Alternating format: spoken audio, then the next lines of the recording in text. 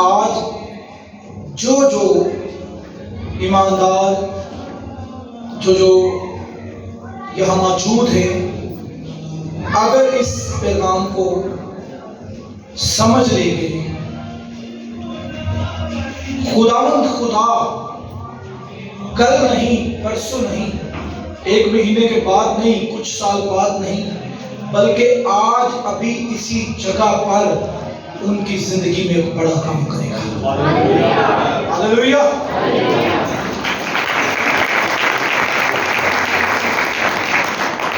स्वयं मेरे साथ देखिए कलाम खुदा में से गिनती की किताब उसका 20वां बाब 7वीं आयत से हम पढ़ेंगे। ये किसी इको कम करता है, double delete praise the lord. Okay, 7वीं आयत से। और खुदावंद ने मूसा से कहा कि उस लाठी को ले और तू और तेरा भाई हारून तुम दोनों जमायत को इकट्ठा करो, उनकी आंखों के सामने उस चट्टान से कहो कि वो अपना पानी दे, और तू उनके लिए चट्टान ही से पानी निकालना, यूं जमायत को और उन चपायों को पिलाना।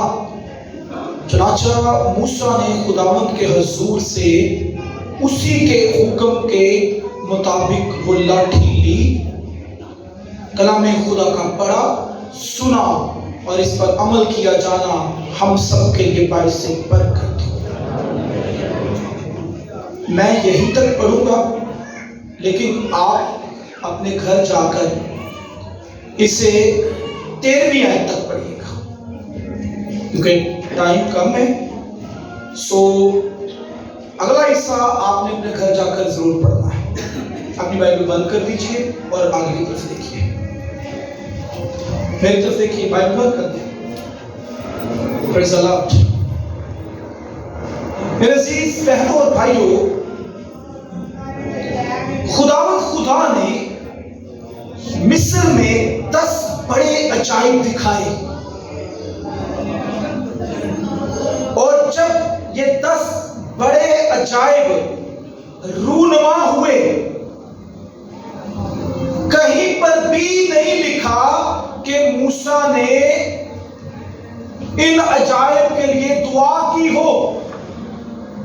खुदावंद अब टिड्डियां भेज दे, अब मेंढक भेज दे, अब चूहे आ जाए, अब मरी आ जाए,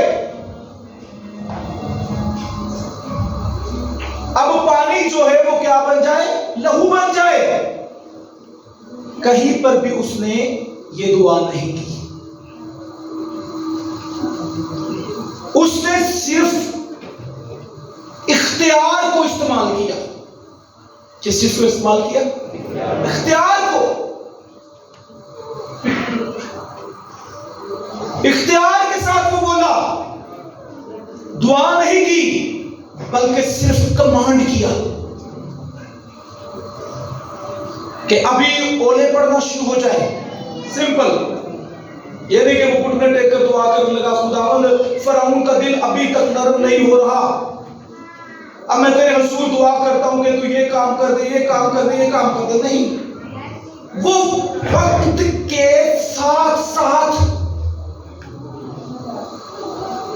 उन कामों को करता रहा, इख्तियार के साथ। जो वो बोलता रहा वो होता गया। हाँ, उसने ये दुआ जरूर की, जब ओले पड़े और ओलों को रोकने के लिए उसने दुआ की, लेकिन जब उसने उन्हें मांगा तब दुआ नहीं की, तब सिर्फ क्या इस्तेमाल किया? इख्तियार, अधिकार इस्तेमाल किया जो खुदा ने उसे दिया था। मेंढकों से कहा, मेंढक आ गए, और अब उन्हें रोकने के लिए उसने प्रेयर की। जब मिस्र के अंदर कोई भी आफत आई और जब वो ज्यादा बढ़ गई,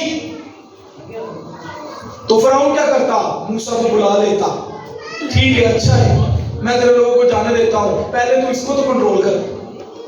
फिर वो दुआ करता और वो थम जाती। अगर हम यशवा की किताब में देखें तो यशवा ने क्या किया? इख्तियार के साथ सूरज और चांद को रोक दिया। सूरज और चांद यानी खुदा इख्तियार में आपको कुदरत पर भी इख्तियार बख्शता है। जब आपकी जिंदगी में कोई इख्तियार मौजूद है तो फिर आप कुदरत को भी कंट्रोल कर सकते हैं।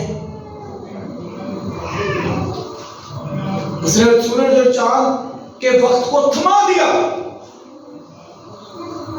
इसके बाद हम देखते हैं बाइबल मुकद्दस के अंदर नए अहदनामा में खुदावंद यीशु मसीह ने इख्तियार के साथ नाइन शहर के बेवा के बेटे को क्या कहा? दुआ की उसके लिए। खुदावंद यीशु मसीह ने कहा, ऐ जवान उठ, ये इख्तियार है। यार की बेटी से क्या कहा? तलीता कौमी, ऐ बेटी उठ। लाजर से क्या कहा? Lazarus come out. और लाजर कफन समेत कब्र में से बाहर आ गया। इन किसी भी एरिया में यीशु ने दुआ नहीं की, बल्कि क्या इस्तेमाल किया? इख्तियार इस्तेमाल किया। 38 बरस का मफलूज होश के किनारे पड़ा है, कोई नहीं जो उसे उठाए। जब फरिश्ता होश के पानी को हिलाता है उसे उठाकर उसमें डाल दे। लेकिन जब यीशु के करीब आया, यीशु ने उससे कहा, उठ, अपनी चारपाई उठा और क्या कर? अपने घर चले जा। हालेलुया। इख्तियार को इस्तेमाल किया। मैंने काफी देर पहले एक एग्जांपल दी थी विगल स्मिथ की, जिसने अपनी जिंदगी में 10 मुर्दों को जिंदा किया। विगल स्मिथ का एक शागिर्द था। वो दोनों एक कमरे में बैठे हुए थे, बातें कर रहे थे। और विगल स्मिथ ने अपने शागिर्द से कहा कि बाजार जाओ और अपने लिए जूते खरीद ले। बाजार जाओ, क्या कर अपने लिए? जूते खरीद ले।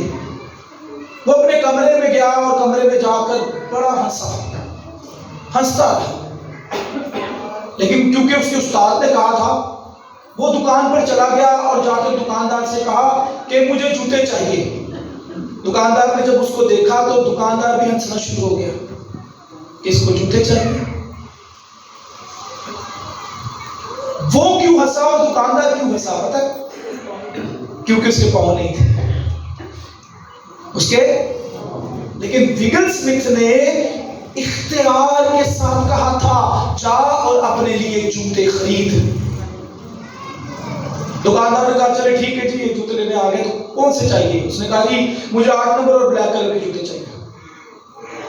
8 नंबर और ब्लैक कलर के जूते चाहिए। उसने उसी जगह पर दुकान में बैठकर उन जूतों को पहना। पाँव नहीं है, लेकिन जैसे ही जूते पाँव में पहने, दोनों पैर आ गए। हालेलुया। इख्तियार के साथ मूसा इख्तियार के साथ जिस चीज को कहता वो आ जाती। यीशु मसीह इख्तियार के साथ जिस चीज को कहता वो आ जाती। हमारी जिंदगियों के अंदर इख्तियार को काम करना चाहिए। कई बार हम अपनी जिंदगी में बहाली लाने के लिए, बरकत लाने के लिए, खुशहाली लाने के लिए बड़ी दुआएं करते हैं, बड़ी दुआएं करते हैं। बाइबल मुकद्दस में यीशु के इख्तियार के बारे में भी लिखा हुआ है, अथॉरिटी। जब आपको इख्तियार मिल जाता है, जो आप बोलते हैं वो हो जाता है। मूसा जो बोलता हो जाता। आपने भी जो बोलना है वो होना चाहिए, तब खुदा आपको बरकत देगा और सर बुलंद करेगा। पुराने अहदनामे में जहां जहां जिसने जो बोला वो हुआ। यशवा ने कहा कि सूरज रुक जाए, रुक गया। मूसा ने 10,000 के बारे में जो जो कहा वो होता गया। खुदावंद यीशु मसीह ने इख्तियार के साथ जो जो कहा वो होता गया। उसने बदरूहों को डांटा, उसने कोड़ियों को पाक किया इख्तियार के साथ। और ये इख्तियार हमारी जिंदगी में पता है कब आता है? आए हवाला पढ़े, लूका तबीब की मार्फत लिखी गई इंजील उसका 4वां बाब पहली आयत। फिर यीशु रूह कुदस से भरा हुआ यरदन से लौटा और 40 दिन तक रूह की हदायत से बियाबान में फिरता रहा। यीशु किस चीज से भरा हुआ लौटा?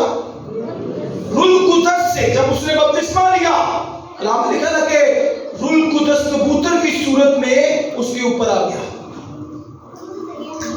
और वो रूह कुदस से भरा हुआ यरदन से लौटा और कहां पर पहुंचा? रूह की हदायत से बियाबान में पहुंचा। अब यहां से लेकर 14वीं आयत तक हम देखते हैं खुदावंद ने कोई मोजज़ा नहीं किया, कोई शिफा का काम नहीं किया, क्योंकि इस एक आयत से लेकर 14 आयत तक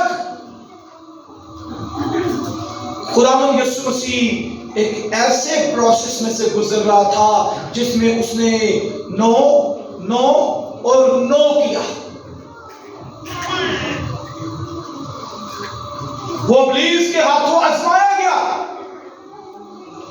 और इन तीनों आजमाइशों में खुदावंद यीशु मसीह ने इब्लीस को क्या जवाब दिया? नहीं, नहीं, नहीं। पुराने अहदनामे में पैदाइश की किताब के अंदर भी हमें एक जोड़े की 3 तरह से आजमाइश नजर आती है। आदम और हवा की। कलाम खुदा में पौलुस रसूल कुरिन्थियों की कलीसिया के खत में लिखता है, पहला आदम जिंदगी बख्शने वाली रूह बना, पहला आदम जिंदा नफ्स बना और पिछला आदम जिंदगी बख्शने वाली रूह बना। ये पिछला आदम कौन है? खुदावंद यीशु मसीह। और पहला आदम कौन है? आदम। पिछले से मुराद जो पहले से भी पहले है। हालेलुया। खुदावंद यीशु मसीह अज़ल से अब तक है। कलाम में लिखा है पैदाइश की किताब पहले बाब की पहली आयत में, और खुदा की रूह पानियों की सतह पर जुम्बिश करती थी। 14वीं आयत को आए हम पढ़े। फिर यीशु रूह की कुव्वत से भरा हुआ गलील को लौटा और सारे गिरदोनवा में उसकी शोहरत फैल गई और वो उनके इबादत खानों में तालीम देता रहा और सब उसकी बड़ाई करते रहे। हालेलुया। ये 14वीं आयत है। यहां से खिदमत का आगाज हो गया, लेकिन इससे पहले यीशु ने कोई मोजज़ा नहीं किया। पैदाइश की किताब के अंदर आदम और हवा की 3 तरह से आजमाइश हुई। वो 3 तरीके कौन से थे? आंखों की ख्वाहिश, दिल की ख्वाहिश और जिस्म की ख्वाहिश। यीशु की भी इन तीनों कंडीशंस में आजमाइश हुई, लेकिन आदम और हवा उस आजमाइश में कामयाब ना हुए, गुनाह में गिर गए। लेकिन खुदावंद यीशु मसीह की जब ये आजमाइश हुई, आंखों की आजमाइश, दिल की आजमाइश, जिस्म की आजमाइश, तो इन तीनों आजमाइशों में यीशु ने सिर्फ एक ही बात की, नहीं। इब्लीस ने कहा कि अगर तू चाहे तो ये पत्थर रोटियां बन जाए। ये मंगल तो ये इब्लीस की गल हुई सी ते माइक पर शाम कर लगते सी, तो फिर इब्लीस की गल हुई है ते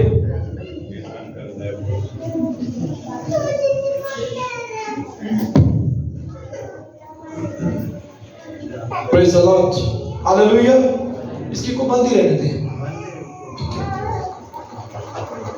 3 तरह से आजमाया गया और इन तीनों आजमाइशों में यीशु मसीह ने क्या किया? नहीं कहा। ये तीनों आजमाइशें जो इब्लीस उसके लिए बारी बारी यूज कर रहा था। अगर तू चाहे तो ये पत्थर रोटियां बन जाए।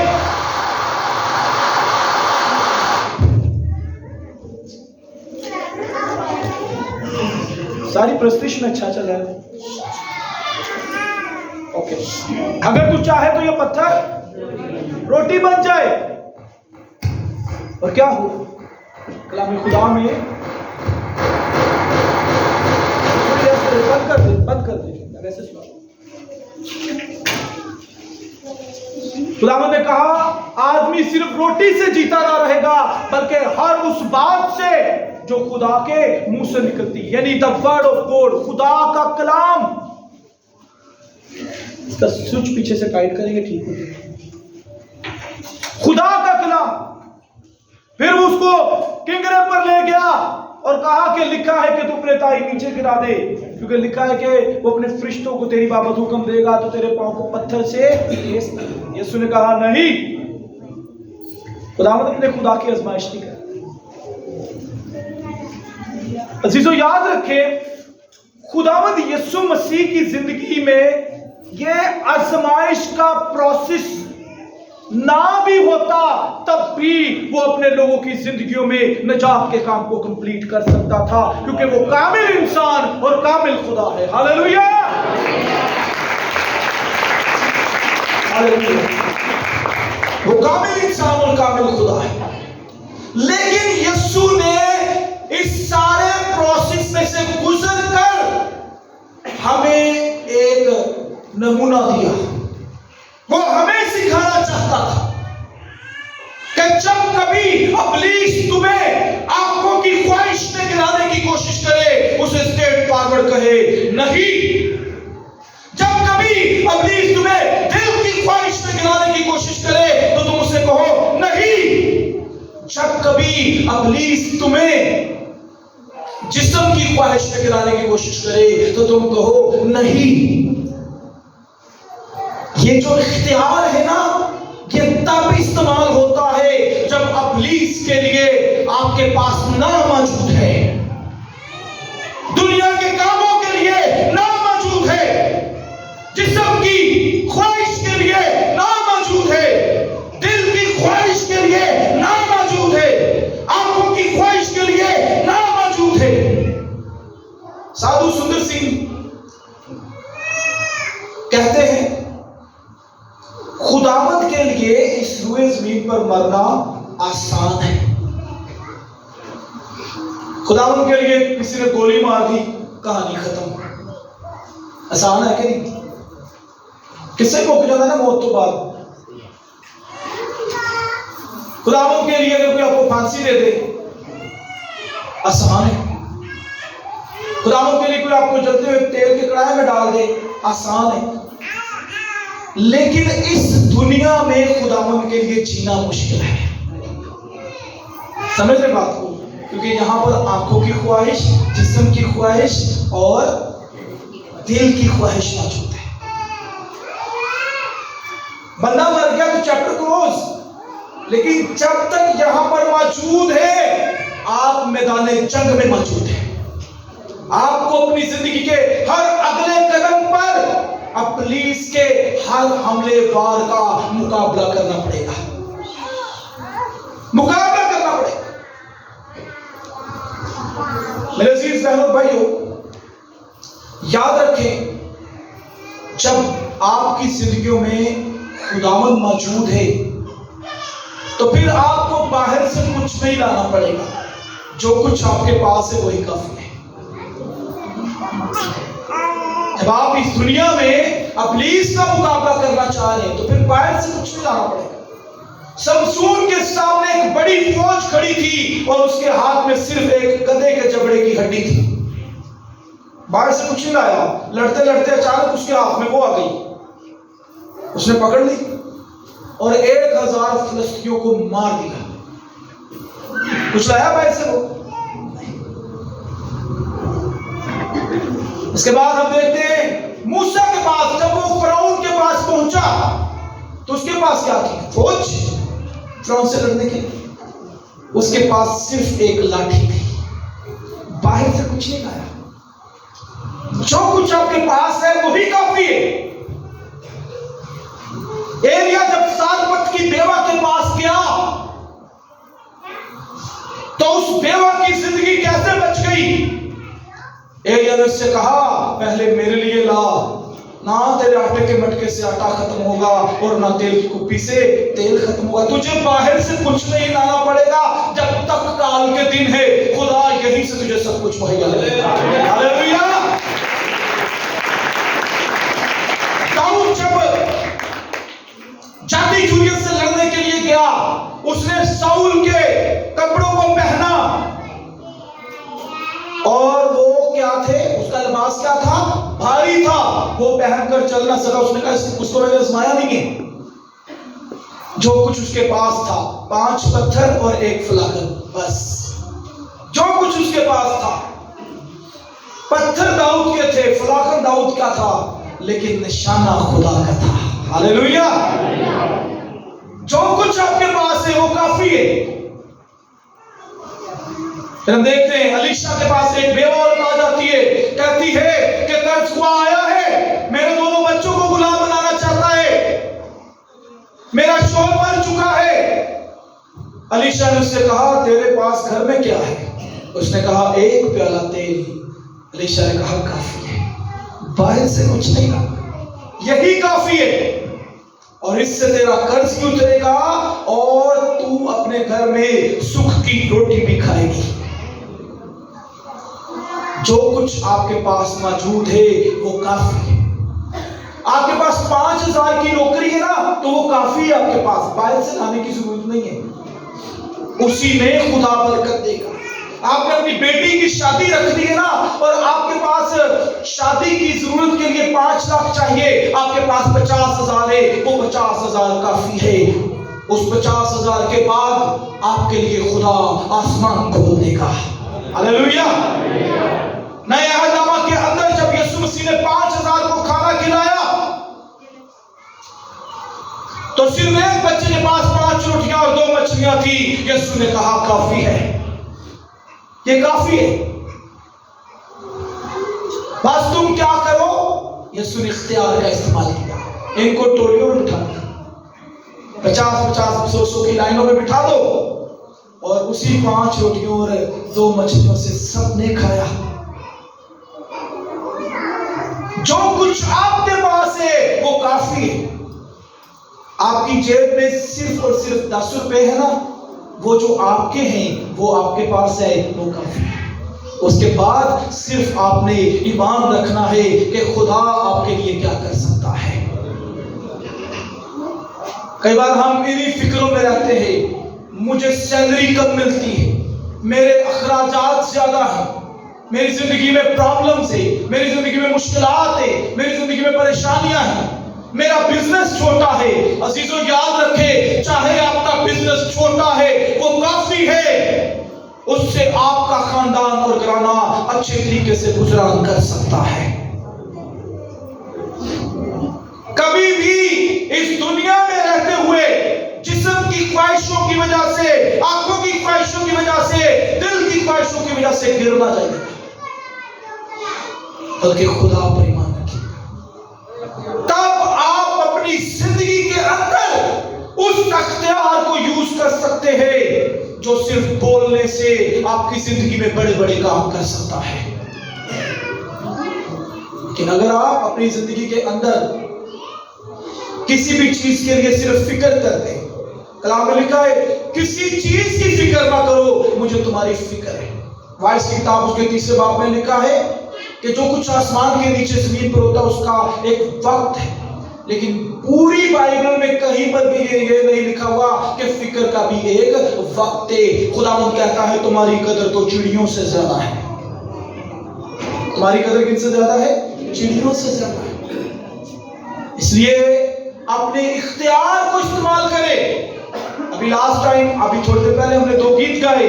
फातेह हमें बनाता है रब्बुल अफवाज का नाम, और दूसरा कौन सा गाया? असी शोले खुदा दे हाँ असी चंडे। ये वो ईमान से गाते हैं जिनकी जिंदगी के अंदर इख्तियार मौजूद है। बीमारी घर में आ गई, अब इससे बचना कैसे है? भाई कमांड करे, यीशु का नाम आपकी जिंदगी में मौजूद है, यीशु के नाम में उस बीमारी पर हाथ रखे और कहे अभी इसी वक्त मेरी जिंदगी से चली जा, मेरे बच्चों की जिंदगी से चली जा, मेरे घराने से चली जा। आप कारोबार कर रहे हैं, कोई भी कारोबार कर रहे हैं, याद रखें जो कुछ आपके पास है वो काफी है। उसी थोड़े से कारोबार से खुदा आपको बुलंदियों पर ले जाएगा। आपकी थोड़ी सी सैलरी से खुदा आपको इतनी बरकत देगा कि आप कर्ज लेने वाले नहीं बल्कि कर्ज देने वाले ठहरेंगे। आप किसी के सामने हाथ नहीं फैलाएंगे। सिर्फ आपकी जिंदगी के अंदर इब्लीस के लिए ना और खुदा के लिए हाँ होनी चाहिए। इब्लीस आपको जो कुछ भी कहे आप उसे कहे नहीं। वो आपको कहे कि जी दुआ बाद में कर ली, पहले फिल्म देख ले। आप कहे नहीं, पहले मैं दुआ करूंगा, दुआ करना मेरे लिए अहम है। इब्लीस आपसे कहे कोई बात नहीं, आज चर्च जाने की जरूरत नहीं, अभी मेहमान आने वाले, उनके इंतजाम कर। आप कहे नहीं, सबसे पहले मैं अपने खुदावंद की इबादत करूंगा, क्योंकि लिखा है मेरा घर सबको मुंह के लिए दुआ का घर कहलाएगा। और जब तू खुदा के घर में जाता है तो संजीदगी से कदम रख। लेकिन पाकिस्तानी मसीहियों के अंदर एक बड़ी प्रॉब्लम है,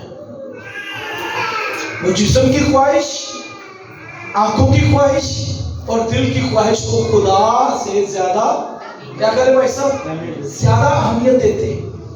जी आप चर्च नहीं आए थे, हमारे घर मेहमान आ गए थे। आप चर्च नहीं आए थे भाई साहब, 12-1 बजे मेहमानों ने आ जाना था, तैयारी भी करनी। क्या आप मेहमानों को नहीं कह सकते कि आप 3 बजे आइएगा, क्योंकि मैंने खुदा के घर में जाना जरूर है, क्योंकि इब्लीस को ना और खुदा को हाँ होनी चाहिए। हालेलुया।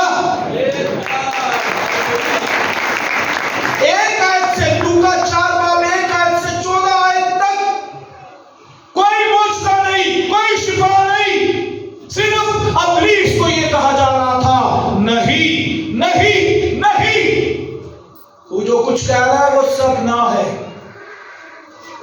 और जो कुछ मेरा आसमानी बाप कहता है वो हाँ है। यूहन्ना का पहला खत 2 बाब की 17 आयत में लिखा है, दुनिया और उसकी ख्वाहिश दोनों मिटती जाती है, लेकिन जो खुदा की मर्जी पर चलता है वो अब तक कायम रहेगा। आज अपनी जिंदगी में इस पैगाम को लेकर जाए, और इब्लीस जिस भी एरिया में आपको रोक रहा है उसे कहे नहीं, तुझसे मिलना जरूरी नहीं है, मुझे अपने यीशु से मिलना जरूरी है। तेरे लिए ना है। झूठ बोलने लगे, कहे नहीं मैं नहीं झूठ बोलूंगा। गालियां निकाल, अचानक गाली निकालने लगे, नहीं नहीं मैंने गाली नहीं निकाली। ऐप जो ही करने लगे, कहे नहीं मैंने नहीं करनी। हर वो काम जो आपको गुनाह में गिरा दे उसके लिए अपनी जिंदगी में ना को लेकर आए। खुदा ने आदम को और हवा, आदम को अपनी सूरत और अपनी शक्ल पर अपनी मानंद बनाया, उसमें अपनी नेचर रखी, उसे अपना इख्तियार दिया।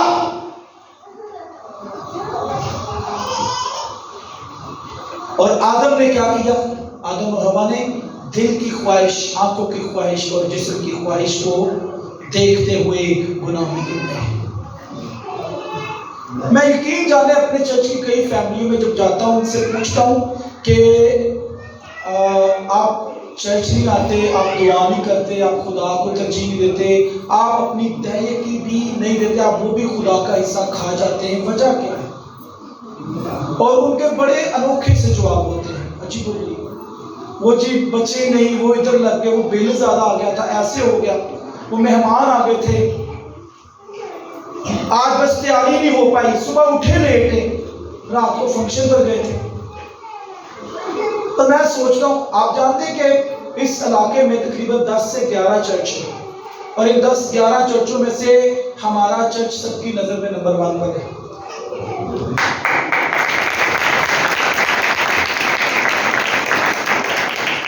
और कभी कभी मैं ये सोचता हूं कि खुदावंद जब मैं अपने लोगों को विजिट करता हूं तो इनमें जो बहानों की रूह काम करती है ना, वो इनकी जिंदगी से किसी तरीके से खत्म करती है।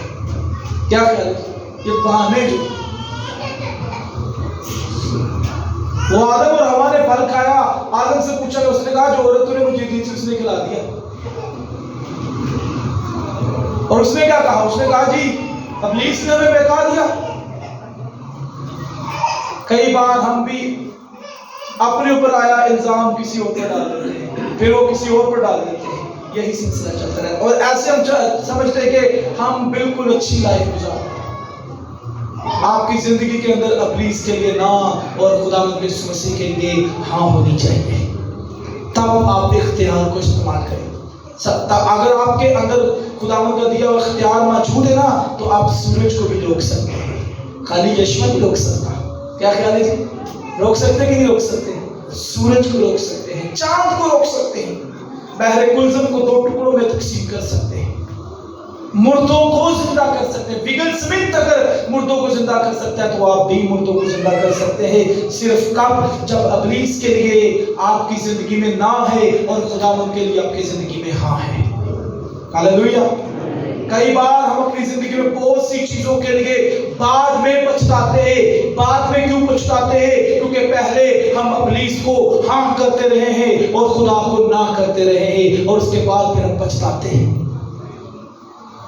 इब्लीस सिर्फ आपकी जिंदगी में पछतावा छोड़कर जाएगा, लेकिन खुदावंद यीशु मसीह आपकी जिंदगी में निजात को लेकर आएगा।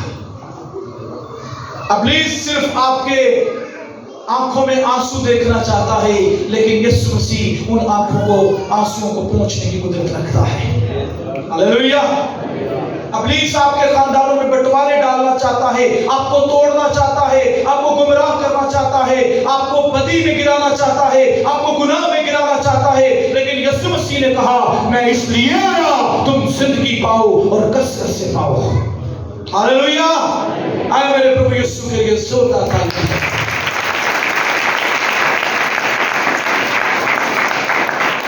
जिंदगी के अंदर इख्तियार को हमेशा कायम रखने के लिए इब्लीस को ना और खुदा को हाँ कीजिए। आमीन। खुदा आज के कलाम के वसीला से हम सबको बरकत दे। God bless you.